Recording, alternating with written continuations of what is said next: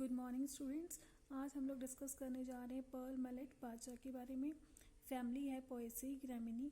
Scientific name है इसका पैनिसेटम अमेरिकम या फिर पैनिसेटम ग्लोकम भी कह सकते हैं। हम लोग यहाँ पर पैनिसेटम ग्लोकम के बारे में बात करने जाएंगे, जो कि कृषि जाति है, इसकी कृषि की जाती है। क्रोमोसोम नंबर 2n है 14। Centre of origin West Africa. West Africa में, दक्षिण अफ्रीका में सहल जोन है, उसकी बात कर रहे हैं।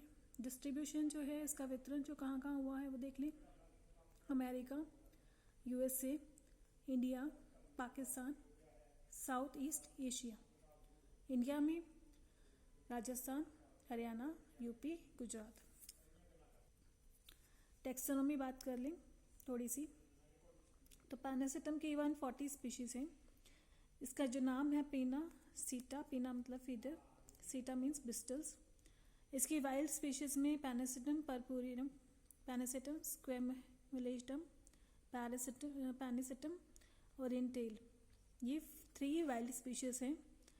पैनिसेटम ग्लोकम के आगे हम लोग 3 इसकी सब स्पीशीज की बात करते हैं, वैरायटीज की बात करते हैं, जो कि पैनिसेटम अमेरिकम है, पैनिसेटम टाइफॉइड्स है और पैनिसेटम ग्लोकम है।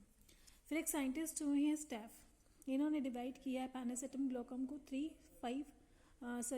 पैनिसेटम ग्लोकम को 5 कैटेगरीज में, जिसमें जिम्नोथ्रिक्स, यूपेनिसेटम, पेनिसिलेरिया जिसको पी ग्लोकम भी कहते हैं, हेटोस्टाइका और ब्रेवी वेलवोला, ये 5 सब कैटेगरीज में डिवाइड किया गया है। जो हम बाजरे की फ्लोरल बायोलॉजी देख लें तो इसकी जो इनफ्लोरेसेंस है वो कंपाउंड टर्मिनल स्पाइक है, ठीक है, स्पाइक है, पेनिकल है। लेंथ इसकी 25 to 30 सेंटीमीटर है, डायमीटर 7 to 9 सेंटीमीटर है। आगे हम इसकी देख लें कि इसका जो फेसिकल है उसकी बात कर रहे हैं। ग्रुप ऑफ स्पाइकलेट्स है। यहाँ पर देखिए हम पेनिकल दिखा रहे हैं, एक प्लांट है बाजरे का, इसमें पेनिकल है, नेक है पेनिकल की। फ्लैग लीफ या बूट लीफ कहते हैं इसको, ध्वज लीफ, पर्ण, ये पर्ण है, स्टेम है और रूट है। मोनोकॉट प्लांट है, ठीक है। स्टेम्स में नोड और इंटरनोड साफ दिखाई देते हैं, ठीक है। ये पेनिकल है, पेनिकल में हम लोग पेनिकल के अंदर की संरचना दिखा रहे हैं, पेनिकल स्ट्रक्चर जिसमें स्पाइक लगे हुए हैं, ठीक है। एडवेंटिशियस रूट सिस्टम है, सेंट्रल रैकेस है, फिर फेसिकल्स लगे हुए हैं और ये स्टॉक है। अब हम आगे बात कर लें कि फेसिकल्स जो यहाँ पर दिखाए हैं, ये फेसिकल्स जो हैं ग्रुप ऑफ स्पाइकलेट्स हैं। अब ये स्पाइकलेट्स का देखिए स्ट्रक्चर ऑफ फेसिकल दिखा रहे हैं। यहाँ पर स्टॉक है, जो यहाँ पर स्टॉक दिखाई दी, ठीक है। स्टॉक के साथ जो है स्पाइकलेट्स के पेयर हैं, 3 पेयर्स हैं, ठीक है। फिर सिंगल स्पाइकलेट में क्या होता है, एक सिंगल स्पाइकलेट की बात कर रहे हैं, ठीक है। 2 फ्लावर हैं, अपर फ्लावर जो बाइसेक्सुअल है, लोअर फ्लावर मेल फ्लावर है। ईच फ्लावर में बात करें क्या है तो 2 लॉडिक्यूल्स हैं, 1 लैमेला है और 1 पैलिया है। तो हम बात कर यहाँ पे स्ट्रक्चर ऑफ स्पाइकलेट की देख ली, स्पाइकलेट का डायग्राम ये देखिए, ग्लूम्स लगे हुए हैं, लेमा है, बाइसेक्चुअल फ्लावर और स्टेमिनेट फ्लावर। बाइसेक्चुअल फ्लावर जो है अपर फ्लावर है, स्टेमिनेट फ्लावर क्या है, लोअर फ्लावर है, मेल फ्लावर है। यहाँ पर देखिए हम लोग ये जो स्ट्रक्चर दिखा रहे हैं बाइसेक्चुअल फ्लावर का दिखा रहे हैं, ठीक है। अपर बाइसेक्चुअल फ्लावर का डायग्राम है ये, जिसमें पैलिया, लेमा, लॉडिक्यूल्स, कार्पल और के ऊपर स्टिग्मा और ये स्टेमन्स दिखाए हैं 3। ये डायग्राम जो है ये लोअर फ्लावर का है, जो कि स्टेमिनेट फ्लावर है, जिसमें स्टेमन्स लगे हुए हैं, 3 स्टेमन्स हैं, लॉडिक्यूल्स है, पैलिया और लेमा है। तो ये लोअर फ्लावर है जो कि स्टेमिनेट फ्लावर है, पुंकेसरी पुष्प है। यहाँ पर देखिए मदर एक्सेस ग्लूम है दोनों तरफ, लेमा है, अंदर की तरफ पैलिया है, ठीक है। फिर हम बात करें स्टेमन्स की, कार्पल की, लॉडिक्यूल प्रेजेंट है, दोनों तरफ लॉडिक्यूल्स प्रेजेंट हैं। एक में गाइनोशियम और स्टेमन्स दोनों हैं। तो ये कौन सा फ्लावर है, बाइसेक्चुअल फ्लावर है, ये स्टेमिनेट फ्लावर है, ठीक है। ये इसका फ्लोरल डायग्राम है। अब बात करें इसकी पॉलिनेशन की, तो ये क्रॉस पॉलिनेटेड क्रॉप है, क्रॉस पॉलिनेटेड पर परागित फसल है। पॉलिनेशन जो इसका एनिमोफिली है, दैट मीन्स विंड के थ्रू होता है, एयर के थ्रू। प्रोटोगाइनी सिचुएशन है यहाँ, इसका मतलब जो इसका फीमेल पार्ट है, मादा भाग है, वो जल्दी मेच्योर हो जाता है बजाय कि मेल पार्ट के। फिर 80% क्रॉस पॉलिनेशन है, 80% इसमें पर परागण पाया जाता है और 20% स्वपरागण पाया जाता है। फ्लावर्स जो है, फ्लावरिंग जो होती है वो कब शुरू होती है, पेनिकल में कहाँ स्टार्ट होती है? जो पेनिकल की संरचना है उसके 1/3 भाग टिप से अगर ऊपर के सिरे से देखी, जैसे ये पेनिकल है, पेनिकल के सिरे से 1/3 भाग छोड़कर नीचे की तरफ यहाँ से जो है शुरू होगी उसकी फ्लावरिंग। फर्स्ट स्टेज जो है मेल फेज है, जिसमें बाइसेक्सुअल फ्लावर जो है उसमें स्टाइल बाहर निकलती है, फ्लावरिंग कंप्लीट हो जाती है 2 से 3 दिन के अंदर। जो स्टेमन्स हैं वो बाहर निकले आते हैं, ठीक है। सेकेंड फेज जो मेल फेज है, जिसमें स्टेमिनेट फ्लावर जो है 5th डे फ्लावरिंग करते हैं और स्टेमन्स बाहर आते हैं। फ्लावरिंग का जो टाइम है शाम को 8 बजे से सुबह के 2 बजे तक है।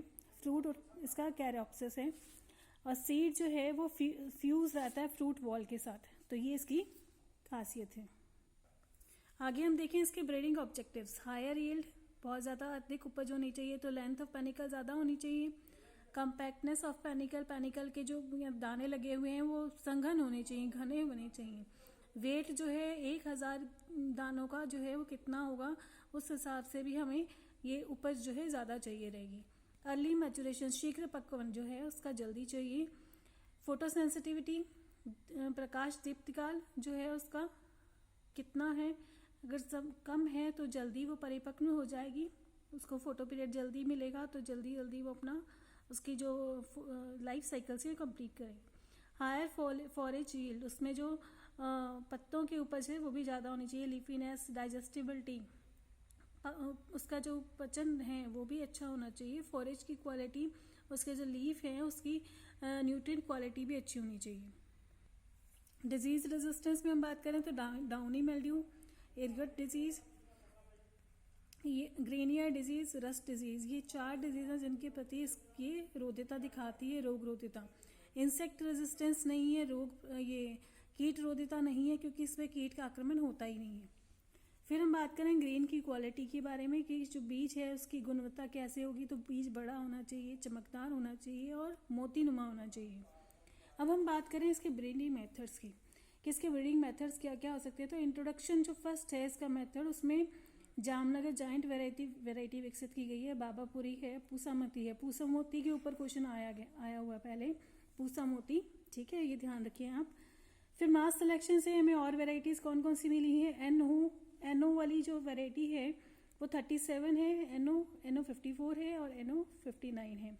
ऐसे सीओ की 2 है और सीओ 3 है। AKP1 है और AKP2 है। फिर सिंथेटिक और कंपोजिट वैरायटीज में हमारे पास सिंथेटिक वैरायटीज एक है ICMS 7703 और कंपोजिट वैरायटी है ICMV1, ठीक है। नेक्स्ट देखिए वैरायटी हाइब्रिडाइजेशन, जिसमें कि किस्मों का हम लोग जो संकरण करवाते हैं। तो इंडियन वैरायटी का अफ्रीकन वैरायटी से जब संकरण करवाया गया तो हमें 2 वैरायटी मिली है, जैसे AF3 वैरायटी है, एक S530 वैरायटी है। फिर हम डिस्टेंट हाइब्रिडाइजेशन करवा रहे हैं, दूरस्थ संकरण करवा रहे हैं, जिसमें कि हमने पेनिसेटम परपुरम का कल्टीवेटेड बाजरा के साथ करवाया, जो कि पेनिसेटम ग्लोकम है। तो हमें फॉरेज पेरिनियल वैरायटी मिली, ऐसी किस्म मिली जिसमें कि लीफ वाली जो वैरायटी है वो पूरे साल भर उग सकती है। फिर हमने करवाया पेनिसेटम स्क्वामेटम का कल्टीवेटेड बाजरा, यानी कि पेनिसेटम ग्लोकम के साथ क्रॉस करवाया, तो हमें पेरिनियल एंड फ्रॉस्ट रेजिस्टेंस, पाले से जो रोधी है, पाला रोधी, और जो पूरे साल हमें वो वैरायटी मिल सकती है। पेनिसेटम ओरिएंटेल का हमने कल्टीवेटेड बाजरा के साथ क्रॉस करवाया, यानी कि पेनिसेटम ग्लोकम के साथ, तो एपोमेक्टिक वैरायटी में मिली है। फिर हम देखें कि हमारे पास हाइब्रिड वैरायटीज़ कौन कौन सी हैं, वो देख लें। संकरण जातियाँ कौन कौन सी हैं, इसकी किस्में कौन कौन सी हैं। तो 3 लाइन सिस्टम यूज़ करके हमने, जिसका मादा जनक है वो टिफ्ट 23A है, CMS लाइन से ऑब्टेन किया हुआ, और मेल जो जनक है वो डिफरेंट यूज़ किए हुए हैं। तो F1 जो है हमें 5 हाइब्रिड संकर प्राप्त हुए हैं। देखिए HB1, HB2, HB3, HB4, HB5, ये 5 संकर हमें प्राप्त हुए हैं। इसमें से जो हमने मादा प्लांट लिया है वो ये है मादा जनक, जिसमें टिफ्ट 23A, टिफ्ट 23A सब में मादा जनक है। और इसमें जो नर जनक है वो अलग अलग है। HB1 में नर जनक बिल 35, HB2 में J188, HB3 में J104, HB4 में K560, HB5 में K559। तो ये सब किस्में संकर किस्में हैं, लेकिन इसमें सबसे ज़्यादा प्रॉब्लम क्या है कि ये सभी जो किस्में हैं, 5 जो संकर किस्में हैं, ये डाउनी मिल्ड्यू के प्रति संवेदनशील रखती थी। इसीलिए जब इनका जो रिलीज़ हुआ वो 1965 से 1972 के बीच में हुआ। जो HB3 वेराइटी है, इसमें किस्म है, वो बहुत ज़्यादा उस टाइम पॉपुलर हुई थी, लेकिन इनकी एक ही कमज़ोरी थी कि ये सभी जो है डाउनी मिल्ड्यू के प्रति संवेदिता रखती थी। और कौन कौन सी वेराइटीज़ हैं वो देख लें। NHB3 और NHB4 जो कि नई वेराइटी विकसित की गई इसके बाद, और ये डाउनी मिल्ड्यू के प्रति रोधिता रखती थी। अब बाजरे के जो रोग हैं वो ज़रा हम देख लें कि बाजरे से होने वाले जो रोग हैं उनमें जो है कौन कौन से मुख्य रोग हैं, ठीक है, और वो हमें हमारी जनसंख्या को या हमारे खाने पीने की आदतों को कैसे प्रभावित कर रहे हैं। तो इर्गोट जो डिजीज़ है वो हो रहा है क्लेविसेप माइक्रोसेफेला या फिर क्लेविसेप फ्यूजीफॉर्मिस से। ग्रीन ईयर डिजीज़ जिसको डाउनी मिल्ड्यू भी कह रहे हैं, ये हो रहा है स्क्लेरोस्पोरा ग्रामिनिकोला से। स्मग्ड हो रहा है टोलिपोस्पोरियम पेनिसिलेरिया से। रस्ट हो रहा है पक्सीनिया मैनिसीटा से। लीफ ब्लास्ट हो रहा है पायरिकुलेरिया सिटेरिया से, ठीक है। तो हम ज़रा देख लें कि डाउनी जो मिल्ड्यू या ग्रीन ईयर डिजीज़ है उसके बारे में थोड़ा सा देख लें कि ये कैसा डिजीज़ है। इसमें देखिए इसका जो रोग है वो सिस्टमेटिक होता है, संक्रमण जो है रोग का संक्रमण सिस्टमेटिक होता है। लक्षण जो है पत्ती व पुष्पक्रम पर पाए जाते हैं, और प्रारंभिक अवस्था में लक्षण जो है सीडलिंग पर भी पाए जाएंगे, जो कि 3 से 4 पत्तियों के बनने पर प्रत्यक्ष रूप से दिखाई देते हैं, यानी कि सीड स्टेज से ही प्रभावित करता है। प्रभावित पत्तियों पर हल्के जो धब्बे हल्के हरे रंग से हल्के पीले रंग के होते हैं, जो कि पत्ती की ऊपरी सतह पर बने रहते हैं।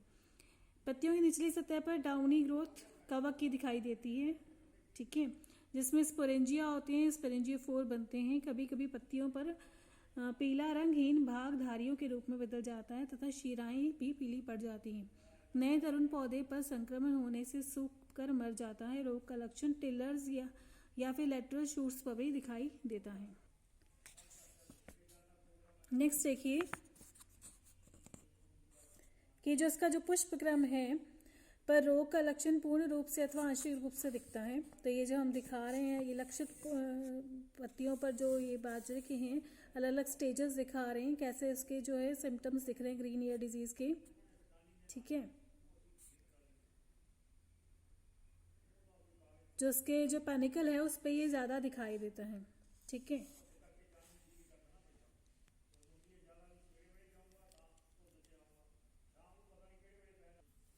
अब इसका जो पैथोजन है रोग कारक है उसके बारे में बात करें कि कवक की जो माइसीलियम है सिस्टमेटिक होती है, नॉन सेप्टेट होती है, सेप्टा कहीं पे भी उपस्थित नहीं है। इंटरसेलुलर है, एक कोशिका से दूसरी कोशिका में फैली होती है। स्पोरेंजियोफोर छोटे होते हैं और मोटे होते हैं और हाईलाइन होते हैं। हाईलाइन एक डिपोजिशन होती है वो पाई जाती है। रोग कारक के स्पोरेंजिया जो होते हैं वो रंगहीन होते हैं, पतली भित्ति वाले छोटे तथा उनमें पेपिला पाया जाता है। वो स्पोर जो है गोल आकृति की होते हैं, गोल हैं सारे के सारे। चिकनी भित्ति होती है, थिक वॉल होती है इसकी, और येलो ब्राउन रंग के होते हैं ये देखिए इसकी जो डेवलपमेंट ऑफ स्पोरेंजिया है दिखा रहे हैं यहाँ पर, ठीक है। तो ये देखिए ये जो स्ट्रक्चर्स हैं ये डेवलपमेंट ऑफ स्पोरेंजिया है, कैसे कैसे स्पोरेंजिया डेवलप हो रहे हैं। 5A 6A और 7A कंडीशंस हैं डेवलपमेंट की। फिर हम देखें कि इस रोग कारक की जो सबसे अनुकूल परिस्थितियां वो क्या हैं। जब मौसम वायु में बहुत ज़्यादा आर्द्रता होगी 90% से ज़्यादा, पत्तियों पर पानी की बूंदें जो हैं परत जो है उपस्थित रहेगी, तब ये रोग कारक ज़्यादा फैलेगा, रोग ज़्यादा उत्पन्न करेगा। और तापमान जो है 15 से 25 डिग्री तक होना चाहिए, तो स्पोरेंजिया तथा स्पोरेंजियोफोर अधिक उत्पन्न होते हैं। अब इसका रोग चक्र देख लें कि जो रोग चक्र है उस स्पोर जो है मृदा में 5 वर्षों तक उत्तरजीवी रहते हैं। 5 वर्षों तक वह वापस से हो सकती है वो बीमारी वहाँ पर, तथा कभी कभी अनुकूल मौसम होने पर इससे अधिक समय तक भी रह सकते हैं जीवित, जो कि पौधे में प्राथमिक संकरण के लिए जिम्मेदार होते हैं। तो सबसे पहले जो इसके प्राथमिक संकरण के लिए जिम्मेदार हैं वो ऊ स्पोर हैं, ठीक है। और रोग बीज में कवक की माइसीलियम भ्रूणपोष में उपस्थित पाई जाती है। तो इसका मतलब इसके एंडोस्पर्म जो है सीड का उसके अंदर ही कवक पाया जाता है। तो ये देखिए यहाँ पर हम देख रहे हैं, ये होस्ट सेल है, इंटर सेलुलर माइसीलियम है, ये स्पोरेंजियोफोर्स ग्रो कर रहे हैं, स्पोरेंजिया, ये सिंगल स्पोरेंजिया है, एसेप्चुअल साइकिल है ये, ठीक है। प्रोटोप्लाज्मिक जो क्लीवेज होगी, जू स्पोर फॉर्मेशन है, ये जू स्पोर्स क्या है, ऐसे ही पड़े रहेंगे, ये देखिए डिजीज स्पोर्स में, पत्ती के ऊपर डिजीज स्पोर्स में दिखाई देंगे। फिर हम सेक्सुअल साइकिल देख लें, इसका सेक्सुअल साइकिल कैसा है। यहीं से मल्टी न्यूक्लिएट ऊस्पोर जो है निकलेंगे, ऊगोनियम और एंथ्रीडियम बनाएंगे, पर प्लाज्म है और मल्टी न्यूक्लिएट ऊस्फेयर है। गेमेटेंजियल कांटेक्ट होगा, आपस में एक दूसरे के संपर्क में आएंगे, संपर्क आने से क्या होगा, फर्टिलाइजेशन ट्यूब की फॉर्मेशन होगी, दोनों न्यूक्लियस आपस में फ्यूज करेंगे, मेल और फीमेल न्यूक्लियस। कैरियोगेमी कंडीशन होगी, पहले प्लाज्मोगेमी फिर कैरियोगेमी। उसके बाद देखिए ये क्या हो रहा है, ओडोस्पोरियम ऊस्पोर बन रहा है, और जो बाहर की तरफ है वो ओस्पोरियम ईसोस्पोरियम बन रहा है, डिप्लोफेज बन रही है, और मियोसिस से क्या होगा, जर्म ट्यूब की फॉर्मेशन होगी, और वापस वही लक्षण जो है इसके ऊपर लीफ के ऊपर दिखाई देंगे। तो ये सेक्सुअल साइकिल है, इसका हैप्लोफेज दिखा रहे हैं इसको। ग्रीन ईयर डिजीज है, उसका प्रबंधन कैसे कर रहे हैं हम लोग, डीप फ्लोइंग करेंगे समर सीजन में फॉर ऊस्पोर मैनेजमेंट। जितनी ज़्यादा हम गहरी जो है सॉयल प्रिपरेशन के टाइम उसको खल को जितना ज़्यादा गहरा चलाएंगे उतनी ज़्यादा ऊस्पोर की हम मैनेजमेंट कर सकते हैं। रोगी पौधों को की रफिंग करना या उसको कहीं रफेज की तरह यूज़ करना, फसल चक्र अपनाना, 5 वर्षों का फसल चक्र अपनाएं, क्योंकि 5 वर्षों तक वो जीवित रहते हैं ऊस्पोर मृदा में। नाइट्रोजन युक्त उर्वरकों की संतुलित मात्रा प्रयोग करना, मोनोकल्चर को प्रतिबंधित करना, मोनोकल्चर हमें नहीं करना, उसको प्रतिबंध लगाना है। रोगी पादप अवशेषों की सफाई करना या जलाना, मेटालेक्सल के साथ बीज उपचार करना, जिसमें 6 ग्राम पर केजी हम यूज़ करते हैं मेटालेक्सल को सीड के लिए। पर्णीय छिड़काव, पत्तों के ऊपर छिड़काव करना है, किसका करना है, मैनकोजेब का 2 किलोग्राम, और हम कर सकते हैं मेटालेक्साइल या मैनकोजेब का 1 किलोग्राम प्रति हेक्टेयर की दर से जो है बुवाई के 20 दिन बाद हमें इसको स्प्रे करना है पत्तियों के ऊपर। रोग प्रतिरोधी प्रजातियों में जो है पूसा 23, ICTP जो है 8203, ICMH 451, WCC 75, CO7 इनका हम लोग इस्तेमाल कर सकते हैं। वो इक्रिसेट से विकसित हाईली रेजिस्टेंट वेराइटीज़ हैं, और उसमें ICMH 88088 भी प्रमुख है। तो ये हम ग्रीन ईयर ऑफ डिजीज़ या फिर डाउनी मिल्ड्यू की बात कर रहे थे। आगे देखिए हम लोग जो इरिकेट और शुगरी जो डिजीज़ है बाजरा है, जिसमें कॉजल ऑर्गेनिज्म क्लेविसेप्स फ्यूसिफॉर्मिस है, इसका जो हम बात करें कि इसका सबसे पहला जो प्रारंभ में इसका रोग कारक को वेलर नाम के साइंटिस्ट थे, जिन्होंने 1960 में क्लेविसेप्स माइक्रोसिफेरा में नाम दिया था इसका, जिसके बाद में लवलिस जो साइंटिस्ट थे 1976 में इरिकेट ऑफ बाजरा का रोग कारक जो है क्लेविसेप्स फ्यूसिफॉर्मिस के नाम से उन्होंने प्रपोज किया था, जिसको अभी तक प्रचलित में लाया गया है, प्रचलन है उसका। तो इरिकेट को सबसे पहले दक्षिण भारत में सबसे पहले कहाँ रिपोर्ट किया था, दक्षिण भारत में रिपोर्ट किया गया था, परंतु ये बाजरे का मुख्य रोग नहीं बताया जाता है। महाराष्ट्र के दक्षिणी सतारा क्षेत्र में 1956 में इस रोग को पादप महामारी के रूप में रिपोर्ट किया गया था। 1966 में कई वैज्ञानिकों ने सुझाव दिया कि बाजरे की विकसित संकर प्रजातियों में ये रोग काफ़ी नुकसान करता है। इस रोग के द्वारा औसत जो ग्रेन लॉस है, जो दाने के जो नुकसान हो रहा है हमें 52% है, और प्रतिवर्ष डिजीज़ का जो इंसिडेंस है वो 62%। डिजीज़ उस फसल को कितनी बार प्रभावित कर चुका है, 62% प्रभावित करता है, जो भारतीय परिस्थितियों में पाया जाता है। टॉक्सिक जो एल्कलॉइड है एर्गोटिन की उपस्थिति का ये रोग काफ़ी महत्वपूर्ण है। इसमें जो टॉक्सिन है, ये ध्यान रखने वाली बात है कि एर्गोटिन इसमें टॉक्सिक एल्कलॉइड है। अब इसके लक्षण देख लें कुछ हम।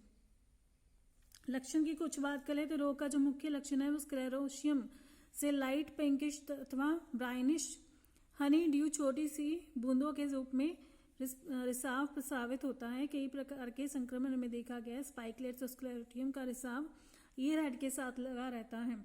इस शहद जैसे चिपचिपे पदार्थ पर कई प्रकार के कीट हमला करते हैं।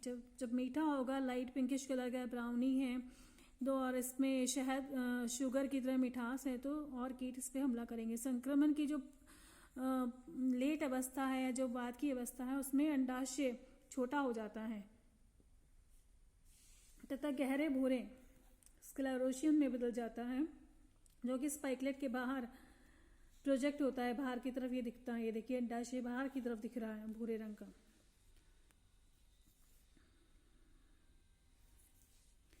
फिर हम बात करें कि इसका जो रोग कारक है सेप्टेट कवक जाल बनाता है, सेप्टा बीच में बने रहते हैं जिसके कारण कोनिडियोफोर या कोनिडिया बनते हैं। जो इसके कोनिडियोफोर है वो सघन रूप में या कॉम्पैक्ट रूप में व्यवस्थित रहते हैं। कोनिडिया हाईलाइन तथा यूनिसेलुलर होते हैं और स्क्लेरेशिया छोटी 3 से 0 mm और 0.3 से 15 mm आकार वाली होती हैं, जो कि डार्क ग्रे रंग की होती हैं, अंदर तक सफ़ेद होती हैं। ये देखिए ये इसका स्ट्रोमा दिखाया गया जर्मिनेटेड एग रॉड स्क्लेरोटियम का। डिजीज साइकिल देख लिया हम इसका। तो डिजीज साइकिल में हम देखें कि ये देखिए ये इसका स्क्लेरोटिया मिक्स विद सीड है, सीड के साथ मिक्सिंग हुई है। जब जर्मिनेटिंग स्क्लेरोटिया होगा तो कैसे होंगे, ये रोग वाले पौधे हैं सारे के सारे। यहाँ पे स्क्लेरोटिया आएगा और LS of stroma showing perithecial arrangement, perithecial arrangement दिखा रहे हैं, पेरिथीसियम विद एस्काई और पैराफाइसिस दिखा रहे हैं, यहाँ कोलेटरल होस्ट दिखा रहे हैं। एस्कस अपटेनिंग एस्कोस्पोर्स बनेंगे यहाँ पर। और ये देखिए कोनिडिया, ये सब जो है अटैक कर रहे हैं पैनिकल विद फ्रेश स्टिग्मा।